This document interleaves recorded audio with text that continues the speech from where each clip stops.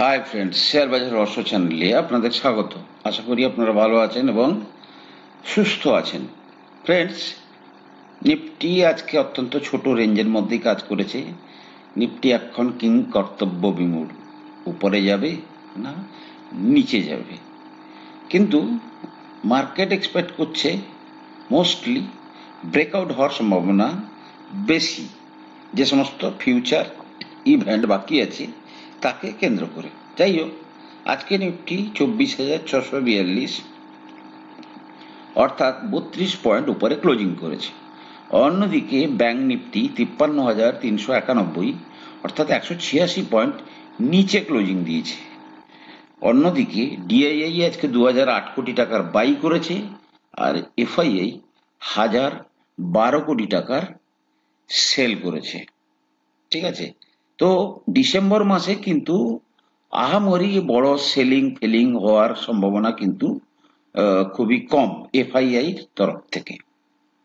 Friend, কালকে পার্লামেন্টে ministry of state for finance Pankaj Chaturvedi কিছু গুরুত্বপূর্ণ ইনফরমেশন দিয়েছে, যেটা শেয়ার মার্কেটের ইনভেস্টরদের জানা উচিত। ইনফরমেশনটা কি? পিএসইউ ব্যাংকগুলোর যে বর্তমান এনপিএ, নন পারফর্মিং অ্যাসেট, অর্থাৎ যে লোন আদায় নাও হতে পারে, সেটা হচ্ছে 3.16 ট্রিলিয়ন, 3.16 লক্ষ কোটি, যেটা তারা যে লোনটা দিয়েছে তার প্রায় 3.09%। আমি আবার রিপিট করছি, পিএসইউ ব্যাংকগুলোর যে টাকা আদায় নাও হতে পারে সে টাকার পরিমাণ 3.16 লক্ষ কোটি, যেটা তাদের টোটাল লোনের 3.09%। এটা হচ্ছে কার? পিএসইউ ব্যাংকের। অন্যদিকে যদি আপনি দেখেন প্রাইভেট ব্যাংকের, তাদের ডেটাটা কিছুটা বেটার, সেটা হচ্ছে 1.34 লক্ষ কোটি। এবারে আপনারা ভাবছেন যে এত টাকা অনাদায় হয়ে যাবে, হয় এরকম। এবং টাইম টু টাইম ব্যাংক কিন্তু, ধরুন আমি একটা উদাহরণস্বরূপ বলি, ধরুন state bank of India, PSU bank. আজকে আপনি যদি স্টেট ব্যাংক অফ ইন্ডিয়া দেখেন, আমি দুটো ব্যাংকের উদাহরণ দেখাবো। যেমন ধরুন SBI, state bank of India. আজকে যদি আপনি দেখেন স্টেট ব্যাংক অফ ইন্ডিয়ার ইয়ারলি প্রফিট কত? 74,461 কোটি। মিনস তারা যা প্রফিট দেখাচ্ছে, তাদের যে অনাদায়কৃত টাকা সেটা কিন্তু মাইনাস করে করে দেখাচ্ছে। যেমন ধরুন পাঞ্জাব ন্যাশনাল ব্যাংক,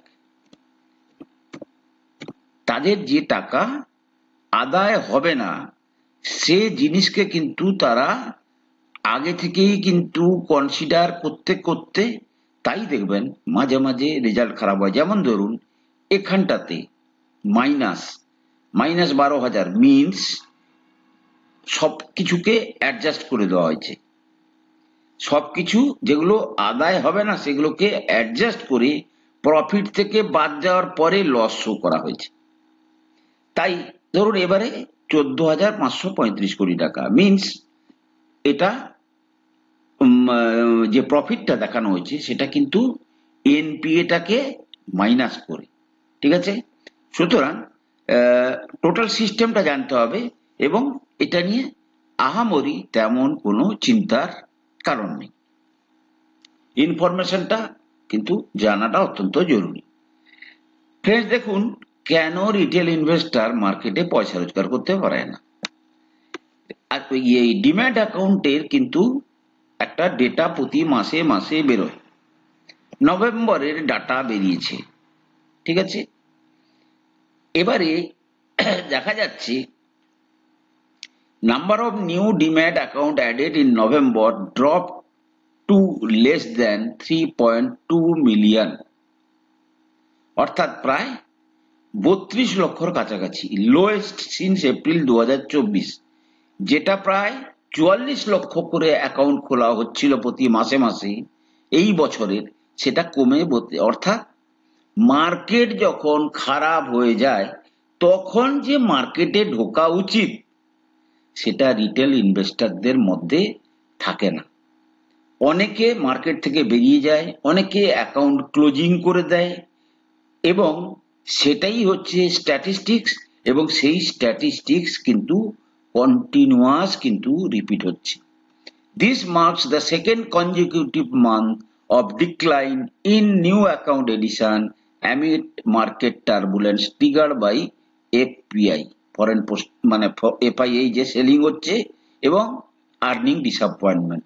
অর্থাৎ যেই জায়গাটাতে কেনা উচিত, মার্কেট ঠিক হয়ে গেলে কিন্তু রিটেল ইনভেস্টর আসবে, যার জন্যই কিন্তু আপনাদের মানে তোতা পাখির মতো আমি মার্কেটটাকে শেখানোর চেষ্টা করি, ব্যাড টাইম যখন চলবে কিনতে হবে, কোনো রকমের কোনো হেজিটেশন না করে কিন্তু কিনতে হবে, আর গুড টাইমে চুপচাপ বসে থাকতে হবে, write the profit.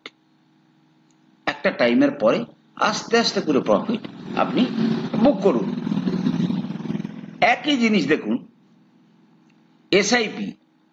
SIP data এসছে, এসআইপির ডেটা বাড়ছে, বর্তমানে প্রায় 10.23 crore এসআইপি অ্যাকাউন্ট, এবং নভেম্বর মাসে যে এসআইপির ফ্লো এসছে 25,320 কোটি টাকা। আমি এসআইপি কে কেন্দ্র করে একটা সুন্দর ডাটা বের করে রেখেছি আপনাদের দেখাবো বলে।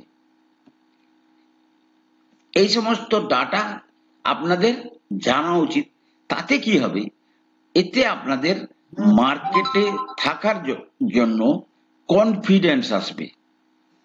যে এবারে এগুলো কিন্তু সবই নেটে অ্যাভেলেবল। ফ্রেন্ডস দেখুন, 2016-17 সাল থেকে কিন্তু এখানে ডাটা আছে।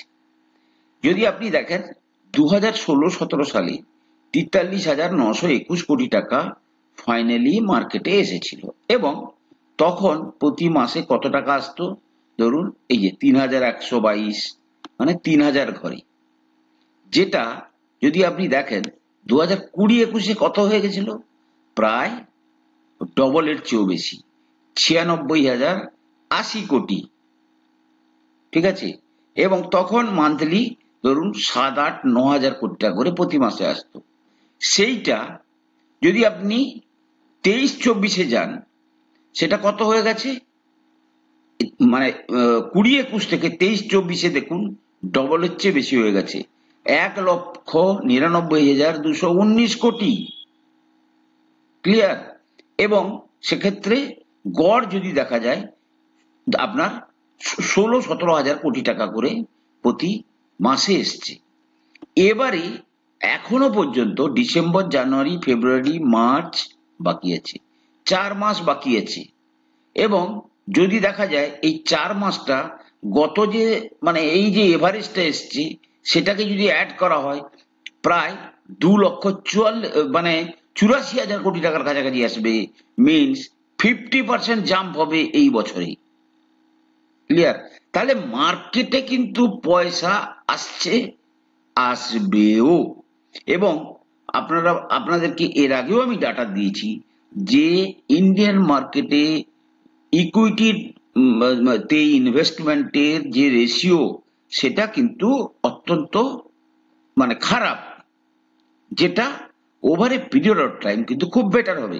আপনি হয়তো দেখবেন যে এই যে ডেটাটা, যেটা ধরুন এবারে 2,80,000 কোটি টাকা, হয়তো দেখবেন একটা বছর বাদ দিয়ে তার পরে 3 থেকে 4 লক্ষ কোটি টাকা প্রতি মাসে আসছে, এবং তখন দেখুন মার্কেটেরও ভ্যালুয়েশন বাড়বে, কিন্তু তখন কিন্তু আমরা আরো বেশি পাওয়ারফুল হয়ে যাব। আজকে যেভাবে F2 সেলিং করছে, আমরা অ্যাবজর্ব করছি, আমরা কিন্তু আরো F2-র যে হোল্ডিং কিন্তু নিজেরা নিয়ে নিতে আমাদের কোনো অসুবিধা হবে না। সুতরাং সমস্ত ডাটাকে কিন্তু আপনাদের কিন্তু শেয়ার বাজারে থাকতে গেলে এটা কিন্তু লিটারেটদের মার্কেট। এখানে কিন্তু আপনি লাগিয়ে চুপচাপ বসে থাকতে পারেন, কিন্তু আপনাকে রিভিউ করতে হবে। এটাও কিন্তু একটা পূর্ণ টাইমের ব্যবসা। সুতরাং যারা পূর্ণ টাইম বা শেয়ার বাজার সম্বন্ধে খুব বেশি পড়াশোনা করতে রাজি নয়, তারা কিন্তু মিউচুয়াল ফান্ডে কিন্তু পয়সা রাখান।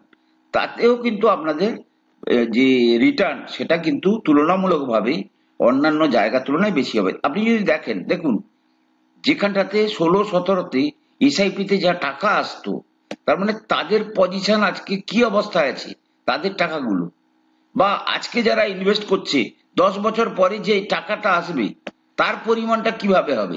তো প্রপোর্শনালি ভাবতে শিখুন। ক্লিয়ার? গোল্ড আজকে একটা টাইমে ধরুন আজকে 2020 সালে বা 18-19 সালে 31-32 হাজার ছিল, আজকে কোথায় চলে গেছে। সুতরাং এই সমস্ত অ্যাসেটকে কিন্তু কিনে ফেলে রাখতে হবে।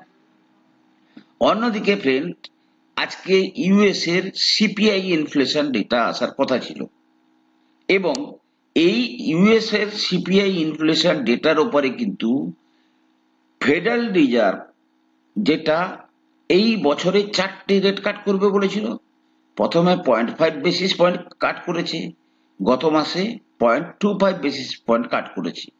তারপরে কিন্তু ফেডারেল রিজার্ভ চেয়ারম্যান বিভিন্নভাবে পাঁয়তারি করছে এবং বলছে ডাটা দেখি, নাও করার দরকার হতে পারে, আমাদের ইকোনমি খুব স্ট্রং আছে। কিন্তু সিপিআই ইনফ্লেশন যেটা এক্সপেক্ট করা হয়েছিল যে 2.7, মানে মার্কেট যেটা এক্সপেক্ট করছিল, মানে স্টাডি যেটা বলছিল 2.7% আসা উচিত, তাই এসছে 2.7%, মিনস গুড নিউজ। ঠিক আছে? So now federal reserve chairman will be in focus. মিটিংটা আছে খুব সম্ভবত 17-18 তারিখে, দেখি। ফ্রেন্ডস, আমি অনেক আগে থেকেই আপনাদেরকে, প্রায় 2 সপ্তাহ আগে আমি কিন্তু বলেছিলাম বাজেটকে কেন্দ্র করে কিন্তু কিছু শেয়ারের ব্যাপারে আমি আপনাদেরকে বলেছিলাম। যদি আপনারা দেখেন আজকে সেই সমস্ত শেয়ার, যেমন ধরুন ইরকন ইন্টারন্যাশনাল, যেমন ধরুন আইআরএফসি, একটা একটা করে দেখাই। যদি আপনি ইরকন ইন্টারন্যাশনাল দেখেন তাহলে দেখা যাবে যে ইরকন ইন্টারন্যাশনাল ইরকন ইন্টারন্যাশনাল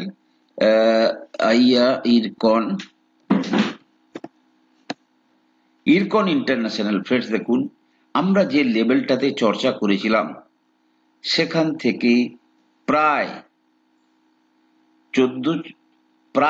25%-এর উপর বেশি গেছে, এবং এখনো মিনিমাম এই সমস্ত লেভেল পর্যন্ত তো আসার সম্ভাবনা অত্যন্ত প্রবল। ক্লিয়ার? মিনস আপনি এটা বুঝতে পারছেন কত তাড়াতাড়ি আপনি কিন্তু, এটাই হচ্ছে, এইটুকু জানলে সব সময় এই সুযোগ পাবেন না। আপনাকে অপরচুনিটি গুলোর ব্যাপারে আগে থেকে কিন্তু ডেটা রেডি করে রাখতে হবে, যে অমুক টাইমে অমুক ইভেন্টের কারণে আমি এই জিনিসটা করতে পারি। মিনস বাজেটকে কেন্দ্র করে কোন একটা ইভেন্ট, কি ভোটকে কেন্দ্র করে কোন একটা ইভেন্ট, এগুলোকে কিন্তু আপনার ডাটাবেসে যত থাকবে তত কিন্তু আপনি অত্যন্ত বেশি পারদর্শী হয়ে উঠবেন এই মার্কেটে। তাহলে যদি আজকে কোনো কারণে এই সমস্ত জায়গায় যায়, আমি কিন্তু আমার আসল পয়সা তুলে নেব, বাকি আমার পড়ে থাকবে। ক্লিয়ার? তাহলে আপনি প্রায় 50%-এর কাছাকাছি রিটার্ন আপনি এই সমস্ত জায়গায় পেতে পারেন। আমি আগেও বলেছি, এখনো বলছি, এত সহজে এই যে হাই আগামী 1-2 বছর, দেখুন মার্কেটে যে কোনো কিছুই হতে পারে, কিন্তু আমার যেটা অনুমান, এই হাইকে ভাঙতে গেলে মার্কেট কিন্তু সময় নেবে। আমার যেটা ব্যক্তিগত মত, আমার তো হোল্ডিং পড়ে আছে, উপরে গেলে যাবে, কিন্তু বছর 2 অ্যাটলিস্ট সে এই সমস্ত জায়গা থেকে আবার আসবে, আবার ঘুরবে, এই টাইপের খেলা ইন জেনারেলি শেয়ার বাজারে চলতে থাকে। দ্বিতীয় যে শেয়ার দেখুন আইআরএফসি, আমরা কোন লেভেল থেকে আপনাদেরকে বলেছিলাম সেই জায়গা থেকে যদি আপনি দেখেন আইআরএফসিও কিন্তু একইভাবে আমরা এই সমস্ত জায়গায় বলেছিলাম, এই এই লাইন ড্র করে বলেছিলাম, ঠিক আছে। 34-35 কাছ থেকে যদি আজকে দেখেন সেও প্রায় একইভাবে উঠেছে, এবং এও কিন্তু আরো 10-12% আরামসে এখান থেকে উঠতে পারে। ক্লিয়ার? আইআরসিটিসিতে গেম ডিফারেন্ট, একটু ডিফারেন্ট। আইআরসিটিসি কিন্তু একটা, আমার যেটা অনুমান, আইআরসিটিসি কিন্তু একটা বড় ব্রেকআউটের খেলা খেলবে। সেই খেলাটা কবে খেলবে, এই একটা চ্যানেল আমি ড্র করে দিয়েছিলাম, এই দেখুন চ্যানেলকে কিন্তু ভেঙেছে। আইআরসিটিসিতে কিন্তু ওই ধরনের রিস্ক নেওয়াটা ভুল হবে, কারণ আইআরসিটিসি কিন্তু কবে হয়তো দেখা যাবে আস্তে আস্তে করে আইআরসিটিসি কিন্তু নতুন হাইয়ের দিকে যাওয়ার চেষ্টা করবে। কারণ আইআরসিটিসি আজকে যেখানে আছে সেটা কিন্তু যদি আমি মান্থলি ক্যান্ডেলে দেখাই তাহলে দেখা যাবে তার অনেক আগের মানে জায়গায় আছে। কোথায় আছে আইআরসিটিসি? দেখুন কবে ছিল, 21 সালের লেভেলে আছে। তো আমি আইআরসিটিসির ক্ষেত্রে কিন্তু আমার হোল্ডিং বাড়িয়েছি এখানটাতে, এবং আমি ওয়েট করব, হালকা করব কখনো কখনো, কিন্তু আমি কিন্তু দীর্ঘমেয়াদীতে ওয়েট করব। অর্থাৎ আইআরএফসি ইরকনের ক্ষেত্রে যে স্ট্র্যাটেজি, সেক্ষেত্রে আইআরসিটিসির ক্ষেত্রে আমার স্ট্র্যাটেজি একটু ডিফারেন্ট হবে। অন্যদিকে দেখুন হ্যাল, হিন্দুস্তান এরোনটিক্স লিমিটেড, কত ভালো শেয়ার, এবং এবং দেখুন কত সুন্দর রিটার্ন হতে, নতুন হাই নাও করতে পারে, নতুন হাই নাও করতে পারে, কিন্তু আপনি 4,000 টাকার লেভেলে পেয়েছিলেন, আপনি 4,000 টাকার লেভেল পেয়েছেন, 15% রিটার্ন দিয়েছে। এই টাইপের কনসেপ্ট থেকে যারা সুইং ট্রেডিং করে তারা সাফল্য পাবে। কিন্তু যখন তখন মার্কেটে ইন্ডিকেটর দেখে এখানে সেখানে বসে সুইং ট্রেডিং আপনি ফেঁসে যাবেন। কথাটা বুঝতে পেরেছেন? ছন্দে আসতে হবে আপনাকে। ভুল হতে পারে, সবারই ভুল হয়, কিন্তু এইভাবে করলে আপনার 70-80% কারেক্ট হওয়ার সম্ভাবনা অত্যন্ত প্রবল। যেমন ধরুন কোচিন শিপইয়ার্ড, কোচিন,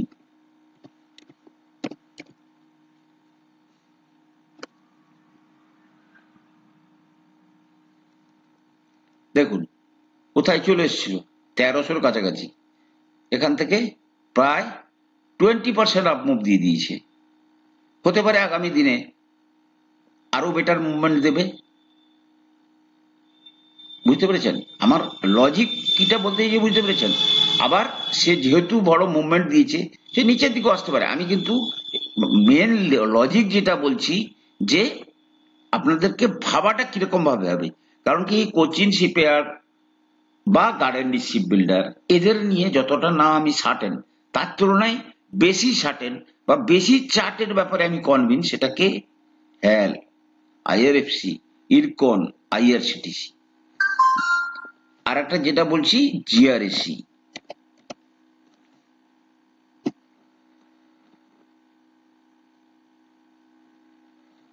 দেখুন 1400 লেভেল থেকে 1700 লেভেলে চলে এসছে। সুতরাং পড়ন্ত মার্কেটে কিনতে হবে। মার্কেট যখন উঠবে তখন আস্তে আস্তে নিজের হোল্ডিংকে হালকা করতে হবে। ফ্রেন্ডস, আমি কোনো সেবি রেজিস্টার্ড অ্যানালিস্ট নই। কোনো শেয়ারে কেনা বা বিক্রির ব্যাপারে আপনারা কিন্তু আপনাদের ফাইন্যান্সিয়াল অ্যাডভাইসারের পরামর্শ নিয়েই কিন্তু শেয়ারে কেনা বা বিক্রির সিদ্ধান্ত নেবেন। ভালো থাকুন, সুস্থ থাকুন। কথা হবে পরে।